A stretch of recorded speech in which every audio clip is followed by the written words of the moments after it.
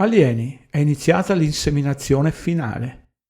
Un caro saluto a tutte e a tutti voi che cercate di capire come funziona il grande teatro dei nostri governanti, mentre la maggior parte della popolazione, con la scusa di rimanere informati, continua non solo a seguire la politica, ma discute, litiga, fanno la parte degli esperti e continuano a votare col credo di poter cambiare il mondo. Illusi. Nessuno verrà a salvarvi, perché tutto dipende da ognuno di noi stessi. Nella meravigliosa e grandiosa playlist Storia perduta della Terra piana, nel capitolo finale si legge: non credete a nulla di quello che vi fanno vedere. Sono molti anni che tento di farvi capire che, oltre all'invenzione dello spazio, il programma prevede l'arrivo degli alieni e, come da titolo, Alieni è iniziata l'inseminazione finale, le estrapolazioni del video che segue, sottotitolato, che ha avuto luogo ieri 13 novembre 2024, riguardante il Congresso degli Stati Uniti tiene una seconda udienza sugli UFO nel tentativo di scoprire la verità, ce lo mostrano in piena luce. Nella descrizione del video trovate il link. Oltre al mio video Perché non accetto i governi, aggiungo anche che in questo incontro, come sentirete, è come la guerra del Golfo. Non sanno niente, si stanno inventando tutto. Poi hanno fatto la guerra. Pertanto poi arriveranno gli alieni, finti come gli astronauti.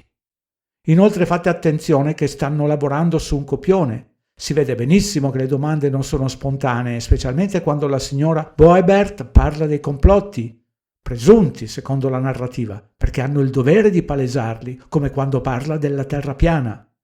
Inizio partendo con questa informazione.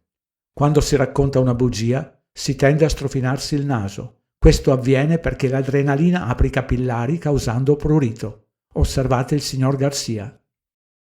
I want to just start by just asking everyone on the panel or witnesses, and I had a chance to read all the testimony before, but just to set the agenda, just if we can go down real briefly, do you believe, just for the record, that the federal government, any part of the federal government, is knowingly concealing evidence about UAPs from the public? Yes, sir.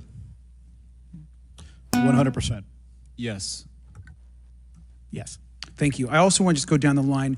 I know many of you have already said this, but just for the record again, just briefly, what do you believe UAPs could be or are?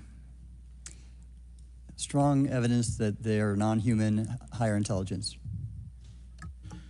I echo my colleague's comment, sir. Genuinely do not know. Don't know, but we must find out. Was anything described as that we have possession of bodies? Yes, yes. We have is it multiple types of creatures or? Sir, I couldn't answer that. I can tell you anecdotally that it was discussed quite a bit when I was at the Pentagon. The problem is the supposed collection of these biological samples occurred before my time, in fact, before I was even born. And was this part of the Lockheed Martin discussion, or was this the biologics is a completely separate? Separate yet related. Okay. Has anyone made contact? Sir, I'm sorry, could you specify? Has there been any, to your knowledge, any communication with a non-human life form?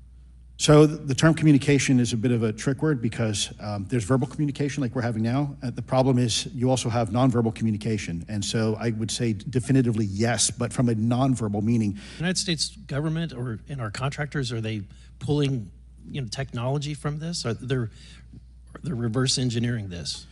Sir, as I previously stated, and please forgive me, I am not authorized to discuss specifics about crash retrievals. I signed documentation with the U.S. government. What I can say was, after a very thorough review process by the Pentagon, what I wrote about, and that was my limit, unfortunately, that I was given. So I speak my mind often, so why not just keep going with it? May as well just go all out and say it.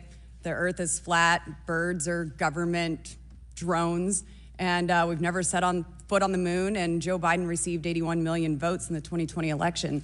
So let's just see how many lists we could get on here today. But Mr. Schellenberger, I wanted to ask you, I think I understand from this hearing that you would agree that classifying information like this is not in the best interest of the people. Is that correct? Yeah, I mean, with the caveat that, of course, I would support classification necessary to protect secrets essential to national security, but I think it's pretty obvious that there's overclassification.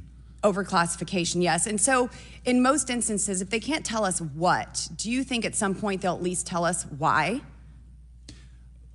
President-elect Trump has repeatedly committed to greater transparency, both on the UAP issue, on JFK files, on Yes. COVID origins, and many other things. So I think that we need to make sure that the next administration is held accountable for that. Agreed.